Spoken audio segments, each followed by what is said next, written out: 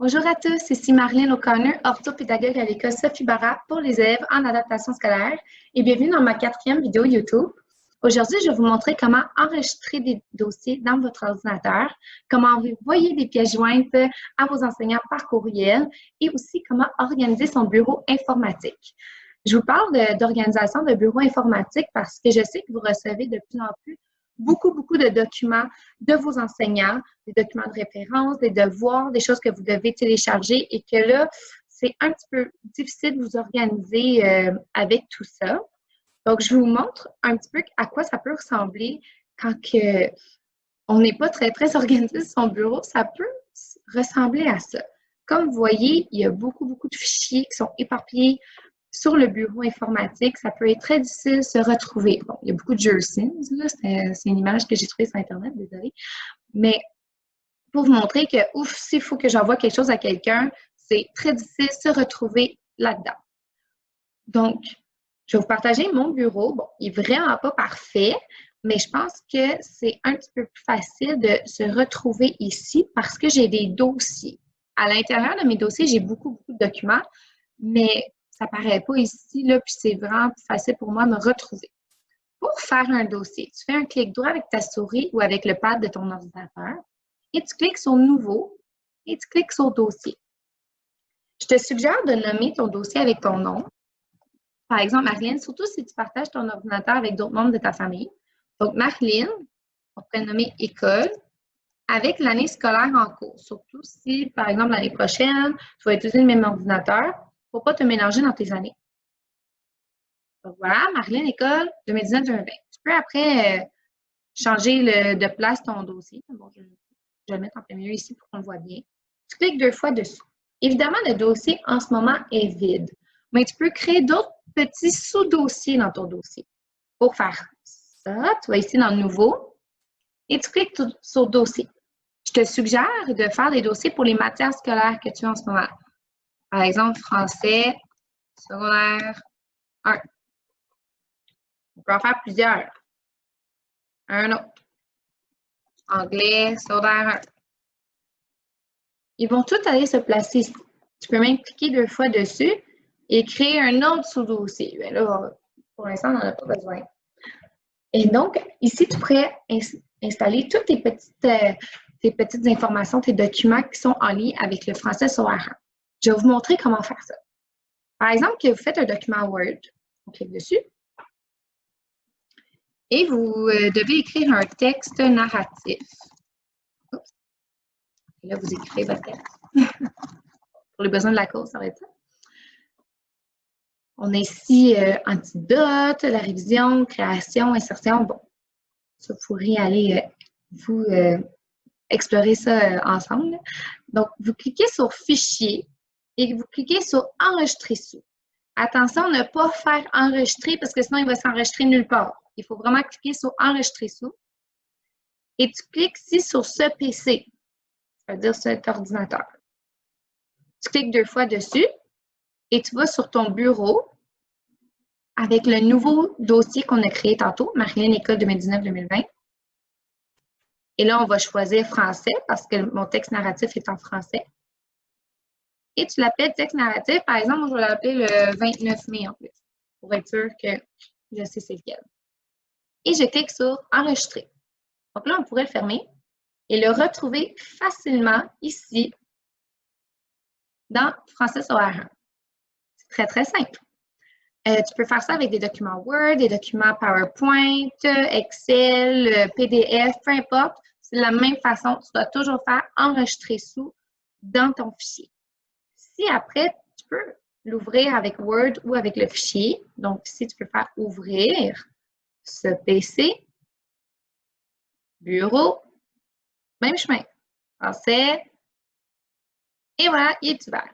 Après, vous pouvez aller cliquer sur la petite étiquette ici, enregistrer et enregistrer. Mais la première fois que vous le faites, vous devez absolument cliquer sur enregistrer sous pour qu'il soit attaché à un dossier. Donc, on va fermer ça.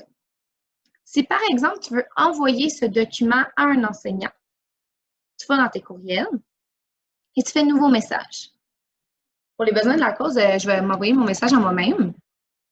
Donc, normalement, tu as le courriel de ton enseignant, tu l'écris ton courriel ici, tu mets ton objet, par exemple, devoir 29 mai, et on écrit un petit message. S'il vous plaît, dites bonjour à vos enseignants.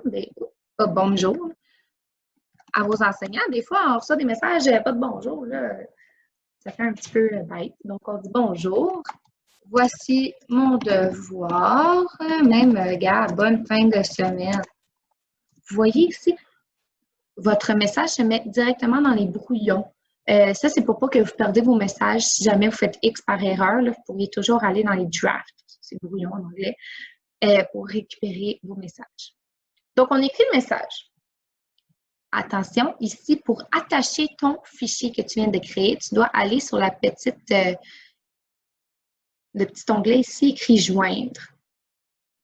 La petite attache, je voulais dire. Et pour trouver ton document, tu dois faire « Parcourir cet ordinateur ». Et là, tu retournes le même chemin, bureau, Marilyn École, français sur R1, texte narratif 29 mai, et tu attends qu'il soit téléchargé. Là, quand tu vois que tout est beau, tu as le courriel de ton enseignant, un objet, ton attache, ta pièce jointe ici, ton message, et tu peux faire envoyer. Ah, donc, comme vous pouvez voir, j'ai reçu mon courriel, donc tout est là, c'est beau. Maintenant, je vais vous montrer sur Teams comment aller enregistrer des fichiers sur cette plateforme ici. Donc, dans Teams, ça se peut que vous ayez des équipes, c'est très possible en fait, et que vos enseignants ont mis des fichiers. Par exemple, moi, j'ai mis mon fichier dans mon équipe test, que vous avez déjà vu dans une autre capsule. Donc, c'est un aide-mémoire pour les outils technologiques. Si je veux le télécharger, je clique dessus et je vais dans les 3 petits points en haut à droite. Vous n'êtes jamais obligé de télécharger les documents que vos enseignants vous envoient comme ça dans le fichier, mais c'est vraiment une bonne idée comme ça. Après, quand l'équipe est supprimée à la fin de l'année scolaire, par exemple, vous pouvez conserver ces fichiers-là pour le futur. Donc, ça, c'est un petit aide-mémoire que j'avais fait pour mes élèves. Si ça vous intéresse, écrivez-moi un courriel, je vais vous l'envoyer sans problème. Donc, vous allez dans les 3 petits points ici et vous cliquez sur « Télécharger ». Attention, ici, ça ne va pas se télécharger sur ton ordinateur. Ça va se télécharger dans Teams. Donc, on va ici dans « Fichier »,« Téléchargement ». Et voilà, mon aide-mémoire, on voit que je me suis pratiquée, excusez. Mon aide-mémoire est ici. Si tu veux le télécharger sur ton ordinateur, parce que là, il est juste dans tes téléchargements de Teams, tu cliques 2 fois. Il va te demander est-ce que tu veux le télécharger. Tu dis OK. Et voilà, il va s'ouvrir dans un document Word. Tu cliques sur « Activer la modification ». Et voilà, tu as juste à faire les mêmes étapes que je vous ai montrées tantôt. Par exemple, enregistrer sous ce PC, bureau, mon dossier Marilyn École. On pourrait le mettre en français. Ici, mémoire, on va enlever. Tu peux même changer ton nom, par exemple, aide ordi. Si tu veux l'écrire comme ça, tu peux le changer le nom que tu veux. Donc, enregistrer. Et si tu vas dans ton document, ton dossier, je devrais dire, il est là, aide ordi. Donc, tu sais qu'il n'y a pas de problème, que tu vas pouvoir le retrouver. Donc, dans Teams, là, chaque fois que ça soit, par exemple, je retourne dans mon équipe, que ça soit un fichier ou un devoir, par exemple, si j'ai un devoir numéro 1 en tête, je vais faire affichage de l'étudiant, tu peux télécharger comme ça. Mais n'oubliez pas, si vous téléchargez de Teams, il faut toujours aller voir nos fichiers et dans les téléchargements pour pouvoir les ouvrir sur la plateforme de l'ordinateur, par exemple Word. Ici, c'est tous des documents Word, mais ça pourrait être un PowerPoint ou un PDF. Donc, si vous voulez l'ouvrir sur votre ordinateur et non dans Teams, vous cliquez 2 fois dans les téléchargements et là, vous devez faire le processus enregistrer sous. Après, quand que ton document, ton dossier ici, il est tout bien rempli, toutes tes matières sont mises, tes documents sont dans les bons dossiers, ça va être facile pour toi de te retrouver et tu pourrais même utiliser tes dossiers d'une année à l'autre et ainsi avoir plein d'outils à ta disposition. Donc, j'ai fait mon partage d'écran. Bonjour. J'espère que ça vous a aidé un petit peu à vous organiser sur votre ordinateur. Je sais que c'est vraiment pas facile. Je vous montre ça parce que qu'on soit en téléétudes l'année prochaine ou pas, c'est toujours des bonnes façons de conserver ces fichiers dans son ordinateur. Au lieu de faire toujours enregistrer sur le bureau et que vous ayez un nuage de documents sur votre bureau, c'est impossible de vous retrouver dans ces moments-là.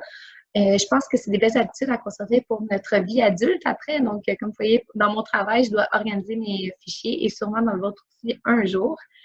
Donc, si vous avez des problèmes techniques ou que vous voulez d'autres conseils par rapport à ça, n'hésitez pas à m'écrire un courriel. Je vais vous répondre le plus vite possible.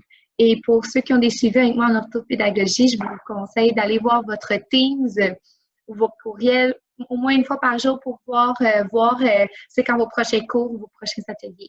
Donc, sur ça, je vous souhaite de passer une extraordinaire fin de semaine et on se revoit bientôt dans une nouvelle capsule. Au revoir!